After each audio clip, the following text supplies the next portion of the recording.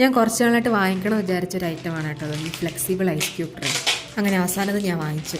ഇതാണെങ്കിൽ ക്യൂബ്സ് എടുക്കാൻ നല്ല എളുപ്പമാണ് കേട്ടോ. ജസ്റ്റ് ഒരു പ്രസ് ചെയ്താൽ മതി, ക്യൂബ്സ് അങ്ങ് വരും. നമ്മുടെ സാധാ ആണെങ്കിൽ അത് ഭയങ്കര കട്ടി ആയതുകൊണ്ട് എടുക്കാൻ ഭയങ്കര പാടാണ്. അങ്ങനെ പിന്നെ ഇതിന് ഇനാഗ്രേറ്റ് ചെയ്യാമെന്ന് വിചാരിച്ച് ഫ്രിഡ്ജിൽ കുറച്ച് നെല്ലിക്ക ഉണ്ടായിരുന്നു. അങ്ങനെ അതെടുത്തിട്ട് ജ്യൂസ് ആക്കിയിട്ട് ഇതിനെ ക്യൂബ്സ് ആക്കി വെക്കാമെന്ന് വിചാരിച്ചു. ഇത് ഞാൻ പൊതുവേ ചെയ്യാറുള്ളതാണ് കേട്ടോ. എന്നും ഈ നെല്ലിക്ക ജ്യൂസ് അടിച്ച് ജ്യൂസ് ആക്കുന്നതിന് പകരം ചെയ്യുമ്പോൾ എല്ലാം കൂടി ഒന്നിച്ച് ചെയ്തിട്ട് അതിനെ ഫ്രീസാക്കി ക്യൂബാക്കി വെച്ച് കഴിഞ്ഞാൽ നമുക്ക് ആവശ്യത്തിനനുസരിച്ച് ആ ക്യൂബ് യൂസ് ചെയ്യാം. പിന്നെ കഴിഞ്ഞ വീഡിയോയിൽ പറഞ്ഞ പോലെ ഈ നെറ്റ് ഈസ് മൈ ഫേവറേറ്റ്.